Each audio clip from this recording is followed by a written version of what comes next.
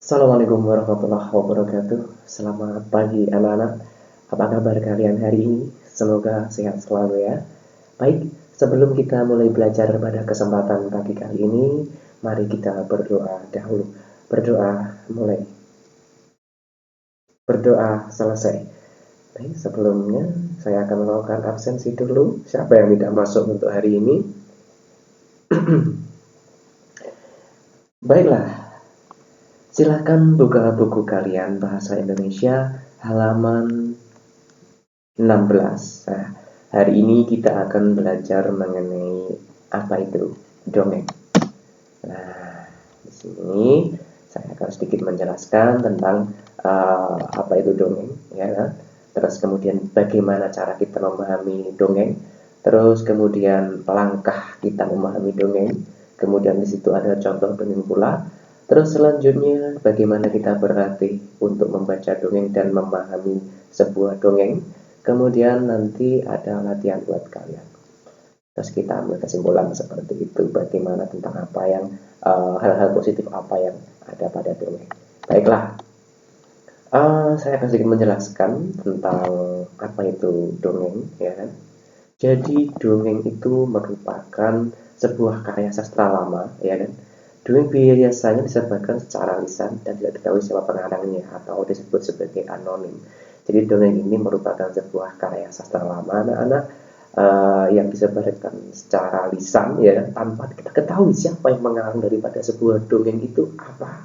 Nah, terus dongeng juga merupakan cerita-cerita yang sebenarnya tidak terjadi, atau itu hanya berupa karangan, atau itu hanya berupa hayalan, atau itu hanya berupa sebuah cerita fiksi yang dibuat oleh orang terdahulu, ya kan, dengan tujuan tertentu. Nah, biasanya, ya kan, semasa kecil kita sebelum kita tidur itu biasanya orang tua kita menceritakan hal-hal dongeng yang menarik buat kita, ya kan, sehingga kita apa ya, membuat termotivasi diri kita gitu, tentang kita bisa mengambil hal positif apa yang ada pada dongeng tersebut. Nah, itu biasanya zaman dulu gitu ya, kita sering ceritakan tentang hal-hal, sesuatu hal dari orang tua kita.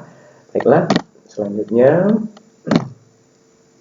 memahami dongeng. Nah, dari dongeng tersebut bisa kita ambil sisi positifnya apa gitu loh. Jadi dongeng itu banyak hal, suri tauladan ataupun sisi positif apa yang bisa kita ambil daripada sebuah dongeng tersebut. Nah, jadi apa ya anak-anak ya?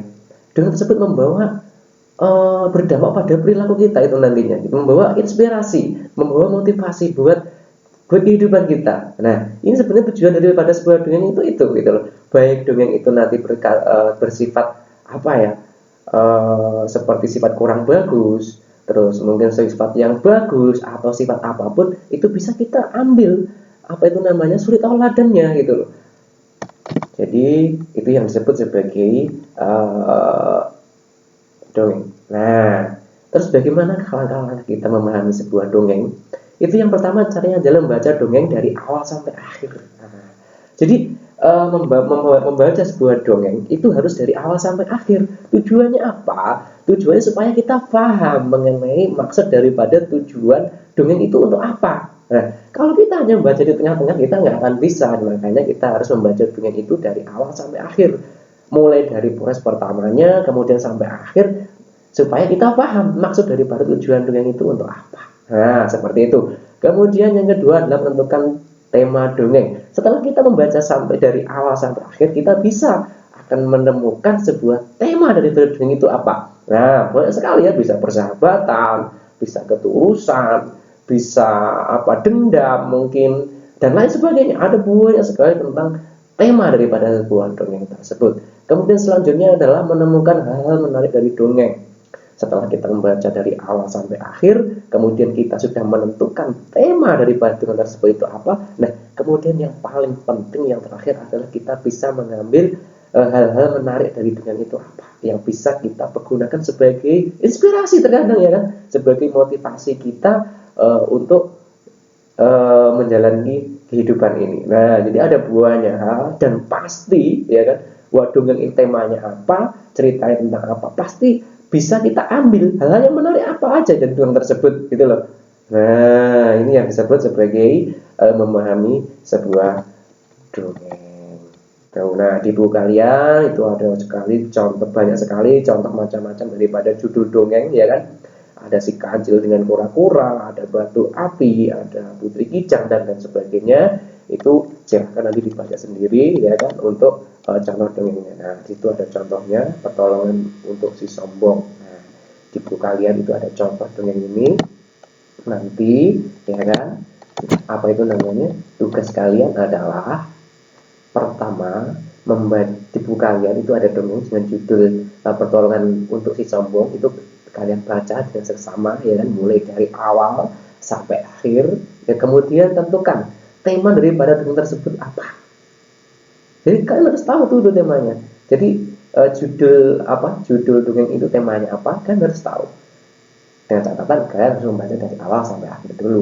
Kemudian yang ketiga adalah tentukan hal menarik dari dongeng tersebut. Hal yang menarik dari dongeng tersebut itu apa? Jadi tujuan daripada si pendongeng itu apa? Kalian tulis di lembar buku kalian, ya, kalian diskusikan dengan kelompok kalian yang sudah kita bentuk, ya kan? Nanti minggu depan adalah kalian mempresentasikan, ya kan, di depan kelas mengenai hal-hal menarik dari dongeng tersebut apa, kemudian tema daripada dongeng tersebut digunakan untuk apa temanya, gitu kan, ya kan.